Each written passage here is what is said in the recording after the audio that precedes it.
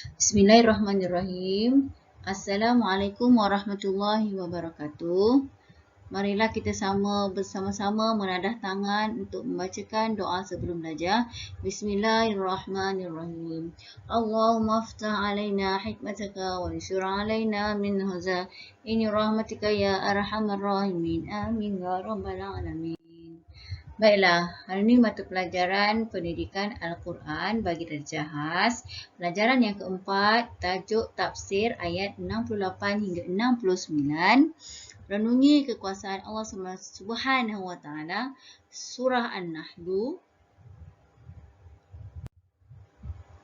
Objektif pelajaran pada hari ini ya anak-anak, iaitu kita dapat membaca, murid-murid dapat membaca dan menghafaz ayat 68 hingga 69 surah An-Nahl dengan lancar. Yang kedua, menulis makna potongan-potongan ayat terpilih dengan betul.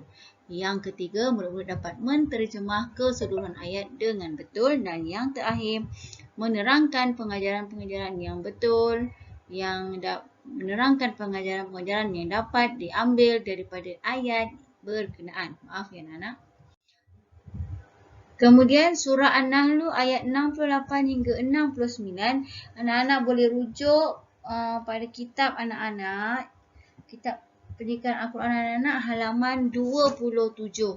Di antara isi dalam ayat tersebut menerangkan tentang lebah. Lebah yang mencari makan melalui dia makan buah-buahan dan manisan. Dia makan dia makan manisan, buah-buahan. Dia tak makan lain. Dia makan daripada sumber yang halal, diperintahkan oleh Allah Subhanahu Wa Taala. Kemudian makna kalimah. Makna kalimah potongan ayat anak-anak boleh rujuk juga muka surat halaman 28, iaitu wa'auha, dan memberi ilham, rabbuka, Tuhanmu. Rabbuka ni selalu keluar dalam peperiksaan. Maknanya dia minta maknanya. Makna kalimah. Kemudian ilan nahli, kepada lebah. Itu minal jibali buyutan, sarang kamu pada gunung-gunung. Kulli samarati, segala jenis bunga-bunga dan buah-buahan. Nampak dia? Segala jenis bunga-bunga dan buah-buahan. Dia makan bunga dan buah-buahan saja. Manisan tu zulula, dimudahkan kepadamu. Yakhruju, akan keluarlah. Kemudian syifaun, penawar. Lebah ni madu dia penawar. Kemudian yatafakkaruna, orang-orang yang mahu berfikir. Di antara potongan-potongan ayat. Kemudian intisari ayat secara ringkas. Keistimewaan lebah. Lebah ada keistimewaan dia. Iaitu apa dia? Yang pertama, patuh kepada Allah SWT. Sifat lebah ni dia patuh dan taat kepada Allah SWT. Jadi kita ni sebagai manusia, kita ada akal. Allah bagi kita sebenarnya lebih sempurna daripada haiwan, daripada makhluk lain. Jadi Allah bagi kita akal. Jadi kita berfikir, kita kena patuh kepada Allah SWT. Kita buat benda yang Allah suruh lakukan, kita tinggalkan apa yang Allah larang. Kemudian yang kedua, menjadi penawar ataupun ubat. Dia menjadi penawar. Lebah ni menjadi penawar dan ubat kepada manusia. Kemudian menghasilkan madu. Lebah menghasilkan madu. Madu tu yang akan menjadi penawar ataupun ubat kepada manusia pelbagai penyakit. Dan yang keempat, Allah beri ilham. Keistimewaan lebah ni, Allah bagi dia ilham. Kita tengok nanti ilham apa yang Allah bagi pada lebah. Kemudian yang seterusnya, yang kelima, ada sayap dan boleh terbang. Kita tak ada sayap, kita tak boleh terbang, tapi lebah boleh. Kemudian yang seterusnya, intisari ayat secara ringkas lagi. Kita tengok apa dia, iaitu dijadikan Allah untuk kebaikan manusia. Lebah ni dijadikan oleh Allah SWT untuk kebaikan kita. Kita manusia kan, untuk kebaikan kita. Setiap makhluk yang Allah jadikan tu mesti ada kebaikan untuk manusia. Kemudian seterusnya, cerita Ratu Lebah. Cerita Ratu Lebah. Macam mana boleh terjadinya cerita ni ratu lebah ni. Macam mana boleh terjadinya ratu lebah ini, iaitu ialah melalui terdiri daripada lebah betina.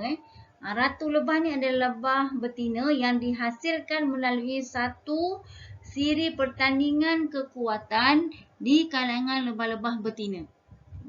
Yang paling kuat dan menang dalam pertandingan itu akan menjadi ratu lebah. Siapa yang kuat tu yang akan jadi ratu lebah. Kuasa ratu amat berkesan di mana semua lebah sama ada jantan atau betina sentiasa patuh atas perintahnya. Sebagai ratu, ia bertanggungjawab kepada semua lebah yang bernaung di bawahnya. Okey. Lagi cerita kisah ratu lebah lagi. Ratu lebah juga akan memerintahkan agar lebah-lebah betina bertelur di sarangnya. Manakala lebah-lebah jantan habis tempoh mengawannya, ia diperintahkan oleh ratu untuk keluar mencari makanan dengan menyedut manisan yang ada pada bunga-bungaan dan buah-buahan untuk dibawa kembali ke sarangnya. Manakala sarangnya pula dibuat dalam bentuk yang begitu indah dan rapi agar madu yang terkumpul di dalamnya tidak tertumpah ke bumi. Keajaiban ini adalah hasil daripada kepatuhan lebih terhadap jalan-jalan yang telah ditetapkan oleh Allah SWT yang diperolehi menerusi ilham atau naluri yang dijadikan Allah SWT kepadanya. Ini adalah sebahagian daripada keajaiban yang terdapat pada alam lebah. Kemudian diteruskan lagi dengan Allah beri ilham tadi. Yang saya kata Allah beri ilham. Apa yang Allah beri ilham kepada lebah? Allah beri ilham kepada lebah yang pertama, membuat sarang. Lebah membuat sarang di tempat yang tinggi dan tidak tercemar. Supaya manusia yang ada berniat jahat, dia tak boleh ambil tempat yang tinggi. Di Gunung Ganang, di sebalik Gunung Ganang. Dan ilham yang kedua, hanya makan buah dan bunga sahaja, manisan sahaja. Benda-benda lain, sumber yang tidak halal, dia tidak ambil, dia tak makan. Okey. Itu dia. Kemudian yang seterusnya, sarang tempat tinggi dan tidak tercemar. Itu tadi saya dah sebutkan.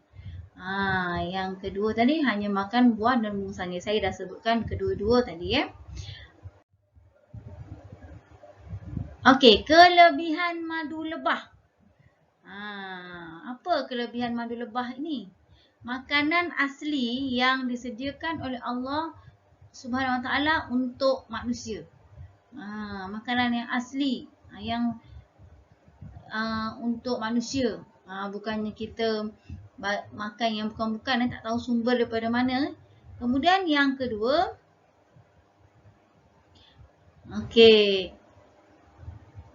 dia mengeluarkan, madu ni keluar daripada perut lebah. Madu lebah ni keluar daripada perut lebah. Itu kelebihan dia.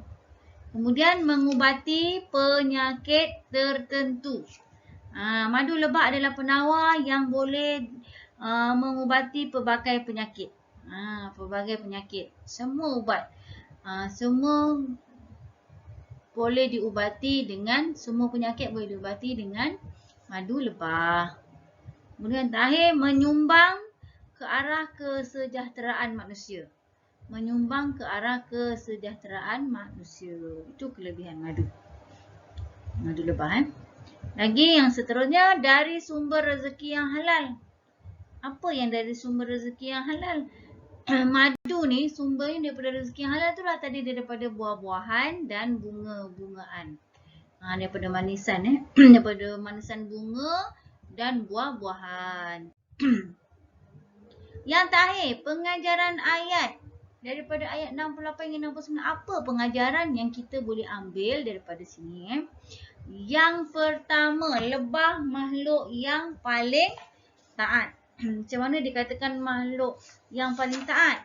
Okey, iaitu lebah adalah contoh makhluk Allah yang sentiasa akur dan taat dalam mematuhi peraturan-peraturan yang telah ditetapkan oleh Allah SWT menerusi ilham, daya ilham atau naluri yang dikurniakan oleh Allah SWT. Jadi kita sebagai manusia ni, sepatutnya kita lebih taat kepada Allah SWT berbanding dengan lebah yang tidak mempunyai akal. Ya anak-anak. Kemudian yang kedua, mengandungi khasiat dan menjadi penawar. Madu lebah banyak mengandungi khasiat dan menjadi penawar kepada pelbagai jenis penyakit yang dihidapi oleh manusia. Okey. Dan yang ketiga, pengajaran yang ketiga. Kesan tabiat makan ataupun minum yang halal dan bersih lahir manusia yang baik. Apa yang dikatakan manusia yang baik tu? Kesan daripada tabiat makan dan minum daripada makanan dan minuman yang baik, bersih dan halal akan melahirkan manusia-manusia yang baik yang boleh memberi manfaat kepada orang lain. Bila kita baik, kita memberi manfaat kepada orang lain. Tetapi kalau kita jahat, kita menyusahkan orang. Kita tak bagi manfaat pada orang lain. Kemudian pengajaran yang keempat, lebah berjaya kerana patuh kepada Allah SWT. Rahsia kejayaan lebah kerana patuh kepada Allah SWT. Rahsia kejayaan lebah dapat menghasilkan madu untuk manfaat kepada manusia kerana kepatuhan yang tidak berbelah bagi terhadap peraturan yang ditentukan Allah, di samping terdapat sistem pengurusan organisasi yang bertanggungjawab. Jadi kita sebagai manusia ni, kalau kita nak berjaya, ya anak-anak, kalau kita nak berjaya, kita nak berjaya dunia dan akhirat, kita kena patuh kepada Allah Subhanahu Wa Taala dahulu.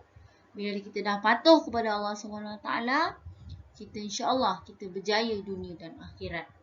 Kita contohilah sifat lebah ini yang sentiasa taat dan patuh kepada Allah Subhanahu Wa Taala dan sentiasa mendengar arahan ketua mereka, iaitu Ratu Lebah. Okey. Itulah pengajaran dan pembelajaran kita pada hari ini, iaitu Surah An-Nahl ayat 68 hingga 69.